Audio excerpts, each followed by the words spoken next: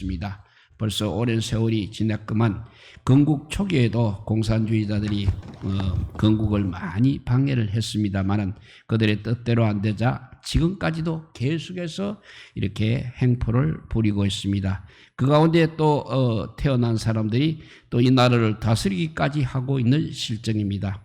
앞으로 어떻게 될지는 우리가 어떻게 기도하느냐에 따라서 달라질 줄 믿습니다. 그러니까 우리가 더 열심히 주님 앞에 나와서 엎드리는 시간이 많을수록 우리의 모든 그 어려움들이 순식간에 사라질 줄 믿습니다.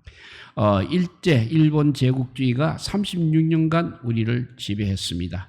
그 서름이 80년의 세월 속에서도 이제는 그래도 어느 정도 씻겨 나간 것 같기도 합니다. 그러나 과연 진정한 자유와 진정한 해방을 우리가 지금 누리고 있는지 우리가 한번 생각해 보아야 할 문제입니다.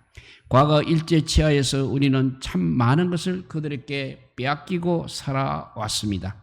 국토뿐만 아니라 자신의 이름도 언어도 문화도 다 빼앗겼습니다.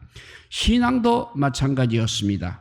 모든 면에서 억압과 구속이 뿌리까지 파고들었습니다. 그러나 결국 36년이 흐르는 세월이 지나자 해방을 맞으며 그 끝을 볼 수 있었습니다. 우리도 이제 자유를 얻은 것만 같았습니다. 해방 이후 80년 동안 우리 경제는 엄청난 변화를 이루어냈습니다. 하지만 이러한 외면적 성장 이면에는 또 다른 진실이 숨어 있는 것입니다. 우리는 아직도 일본으로부터 자유롭지 못하다는 사실입니다. 우리는 아직도 일제가 남겨놓은 잔재들을 들어마시며 살아가고 있는 것입니다. 우리의 언어에서, 우리의 문화에서, 경제적 압박 속에서, 그리고 무엇보다도 의식 속에서도 아직 우리는 일제의 침략과 속박을 경험하고 있는 것입니다. 이것은 우리 민족의 자유에만 해당되는 논리가 아닙니다. 우리의 영적인 문제도 마찬가지라는 것입니다. 성경은 진리가 우리를 자유하게 할 것이라고 말했습니다. 물론 우리의 해방은 예수 그리스도께서 십자가의 죽음과 부활을 이루어내신 그 순간에 우리의 자유는 이미 이루어지기는 했습니다. 그러나 우리의 영이 우리의 육체와 세상의 정욕과 사단의 도전으로부터 참된 자유를 누리고 있는가 하는 것은 또 다른 문제라는 것입니다. 우리가 만일 진정한 그리스도인이라면 우리는 정말 참된 자유를 누려야 하는 것입니다. 그러면 어디로부터 자유를 누려야 하는 것입니까? 죄로부터 자유를 누려야 합니다. 로마서 8장 2절 말씀입니다. 이는 그리스도 예수 안에 있는 생명의 성령의 법이 죄와 사망의 법에서 너를 해방하였음이라 했습니다. 에베소서 1장 7절도 보면 우리가 그리스도 안에서 그의 은혜의 풍성함을 따라 그의 피로 말미암아 구속 곧 제사함을 받았다고 했습니다.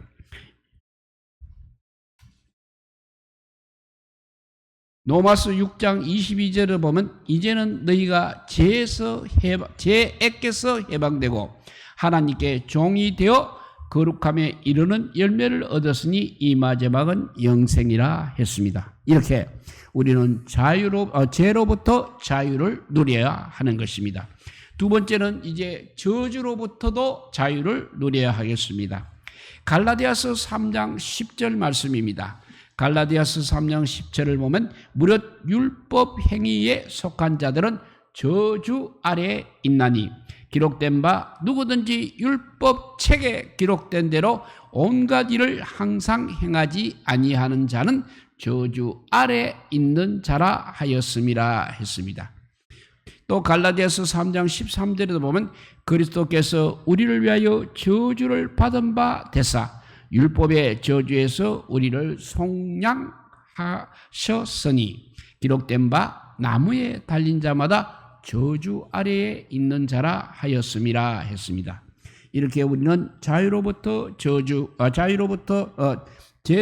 자유를 누려야 함과 동시에 저주로부터도 자유를 누려야 합니다. 세 번째는 마귀로부터도 자유를 누려야 하겠습니다. 요한일서 3장 8절 말씀입니다.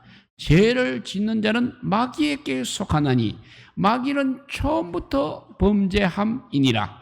하나님의 아들이 나타나신 것은 바로 마귀의 일을 멸하려 하심이니라 했습니다.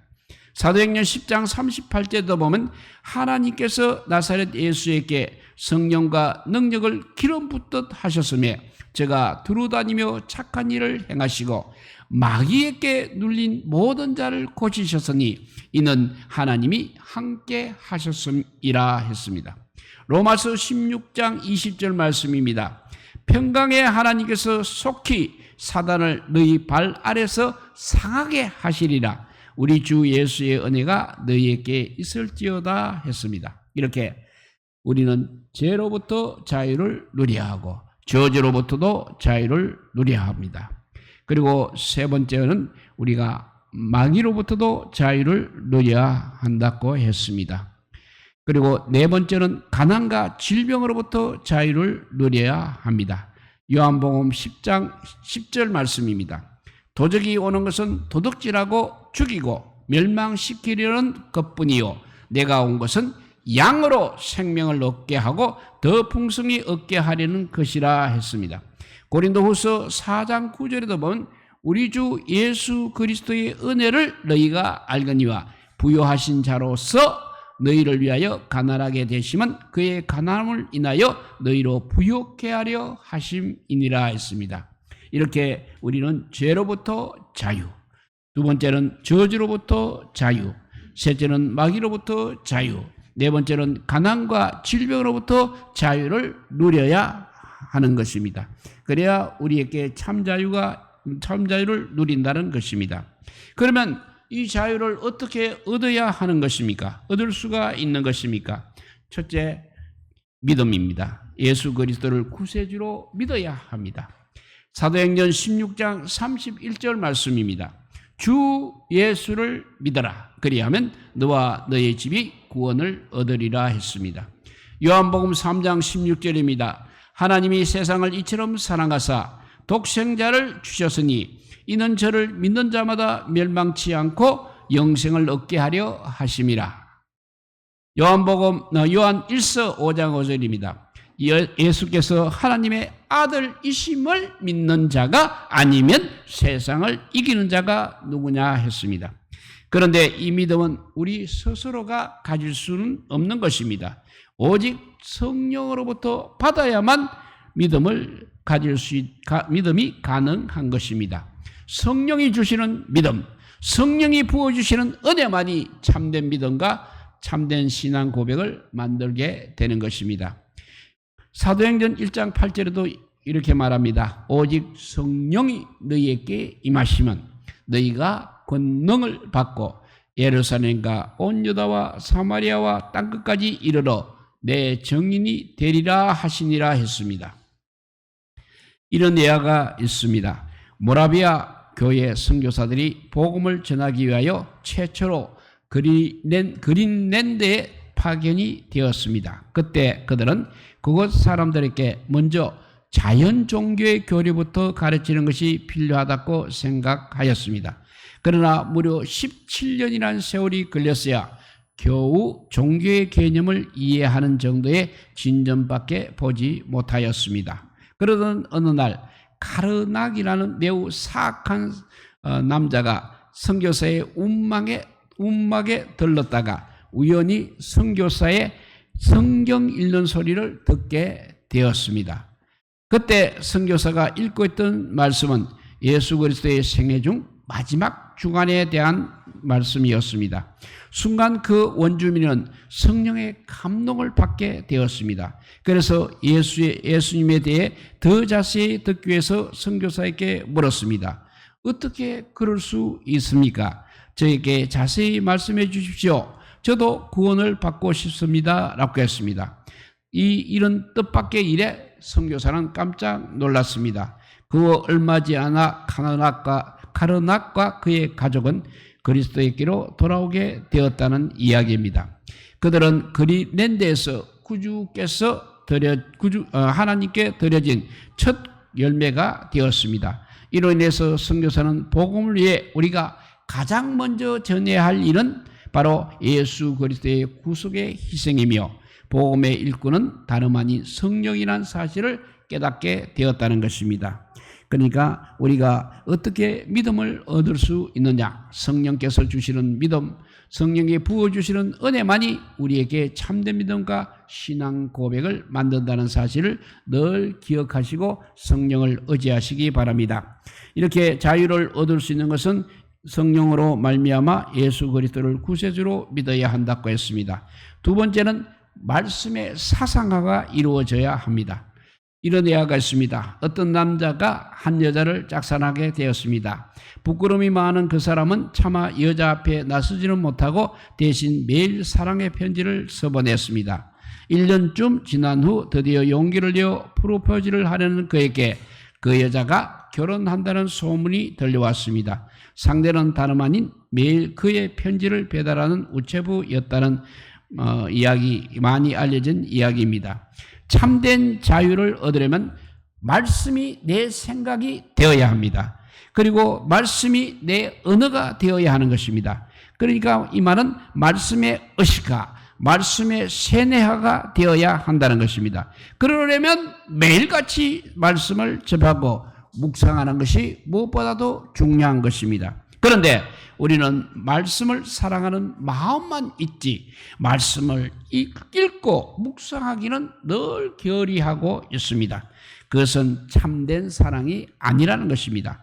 사랑한다면서도 만나지 않으면 아무 결실이 없습니다. 마찬가지로 말씀을 사랑한다면 우리는 매일 말씀을 묵상하고 암송하는 것이 너무나도 당연한 것입니다.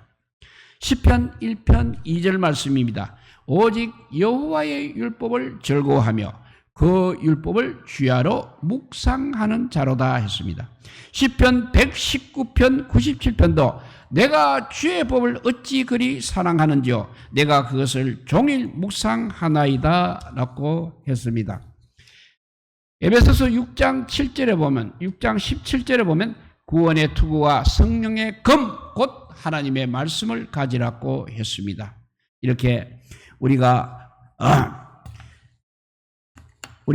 자유를 얻을 수 있는 것은 첫째 성령으로부터 오는 믿음을 가져야 하고 두 번째는 말씀의 사상화가 이루어져야 한다고 했습니다. 세 번째는 말씀의 이제 인격화가 되어야 합니다. 성령을 받아서 예수 그리스도의 마음을 먼저 소유해야 합니다. 성령의 마태복음 5장 3절에서 10절 말씀 팔복입니다. 팔복을 한번 읽어보면 심령이 가난한 자는 복이 있나니 천국이 저희 것이며 애통하는 자는 복이 있나니 저희가 위로를 받을 것이며 온유한 자는 복이 있나니 저희가 땅을 기업으로 받을 것이며 의에 줄이고 목마른 자는 복이 있나니 저희가 배부를 것이며 긍휼히 여기는 자는 복이 있나니 저희가 긍휼히 여김을 받을 것이며 마음이 청결한 자는 복이 있나니 저희가 하나님을 볼 것이며 합평케하는 자는 복이 있나니 저희가 하나님의 아들이라 일컬음을 받을 것이며 의를 위하여 핍박을 받은 자는 복이 있나니 저희 천국이 저희 것임이라 했습니다. 그리고 갈라디아서 5장 22절에서 23절 말씀은 이렇습니다. 오직 성령의 열매는 사랑과 희락과 화평과 오래 참음과 자비와 양선과 충성과 온유와 절제니 이 같은 것을 금할 법이 없느니라 했습니다.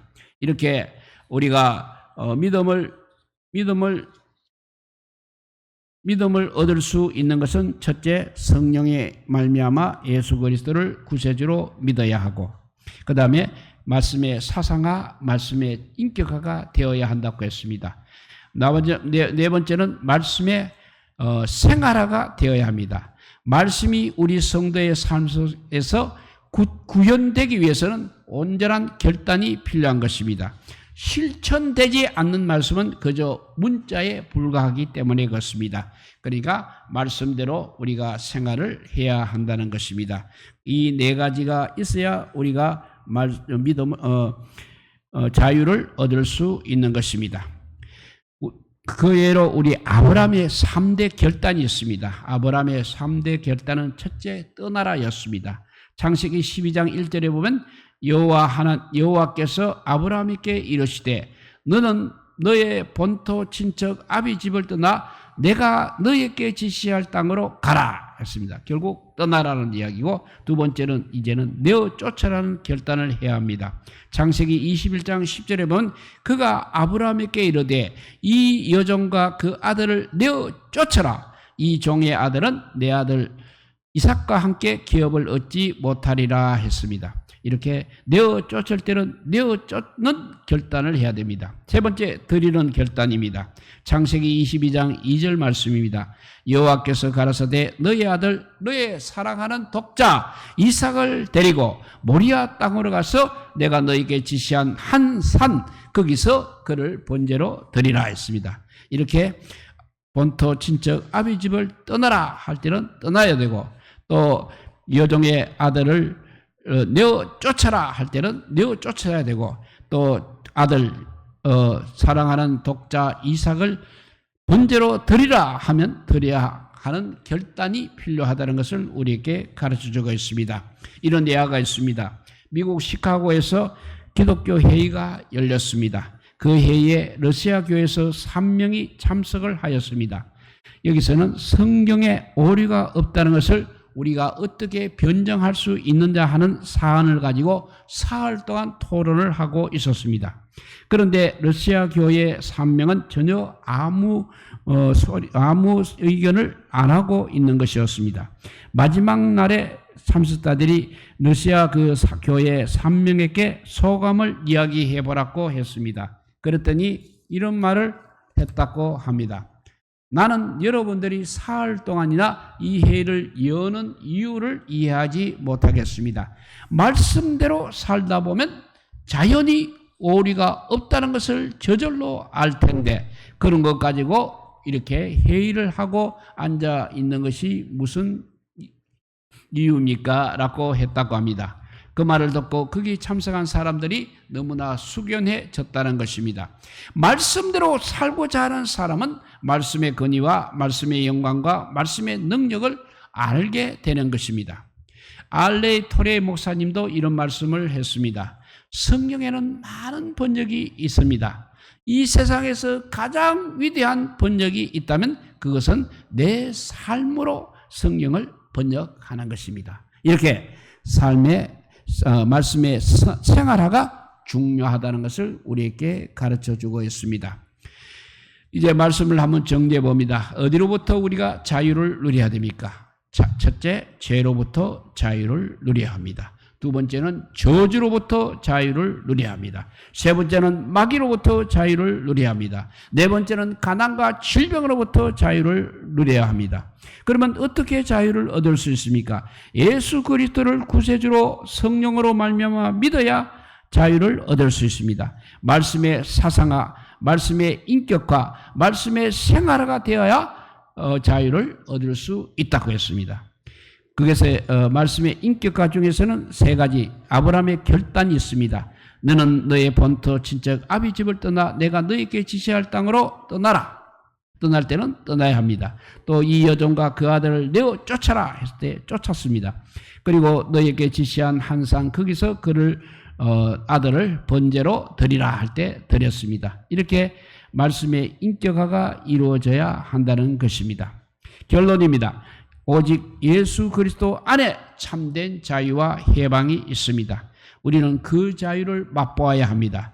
또 그 자유를 누리는 성도가 되어야 하겠습니다. 그러기 위해서는 성령 안에서 예수 그리스도를 믿는 믿음을 받아야 합니다. 두 번째는 말씀의 사상화와 말씀의 인격화와 말씀의 생활화가 이루어져야 합니다. 오직 진리 안에서 참된 이런 자유를 누리시는 우리 모든 성도들 되시기를 우리 주님의 이름으로 축복드립니다. 기도하겠습니다. 사랑과 은혜가 풍성하신 하나님 감사합니다. 정말 우리가 믿음 생활을 하려고 아버지여 애쓰고 힘쓰고는 있지만 우리의 주변 환경이 늘 아버지여 우리를 그렇게 하지 못하게 하고 있습니다. 사탄 방해가 얼마나 많이 방해하는지 알 수가 없습니다. 이것을 뛰어넘기 위해서 늘 말씀과 기도에 전념해야 겨우 이루어질까 말까 할 정도입니다. 모두들 다 중간에서 아버지여 넘어지고 아버지여 있습니다.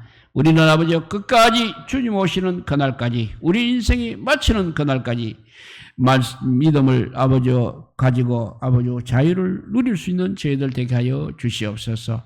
아브라함처럼 결단할 수 있는 저희들 되게 하여 주시옵소서. 그래서 아버지여 하나님의 영광을 나타내는 하나님의 자녀로서의 삶을 하나님의 자녀로서의 삶을 살아갈 수 있도록 우리의 힘으로는 안 되니 성령 하나님께서 함께하여 주시옵소서. 이 시간에도 우리가 우리 힘으로 기도하려고 하지 않게 하여 주시고 성령의 도움으로 기도하는 시간 되게 하여 주셔서 우리 기도가 보좌를 움직이는 기도가 되게 하여 주시고 또 이 시간에도 아버지 많은 응답이 있는 귀한 기도의 시간이 되게 하여 주시기를 간절히 빌고 원하오며 우리 구주 예수 그리스도 이름으로 기도드리옵나이다. 아멘. 예, 우리 찬송가 260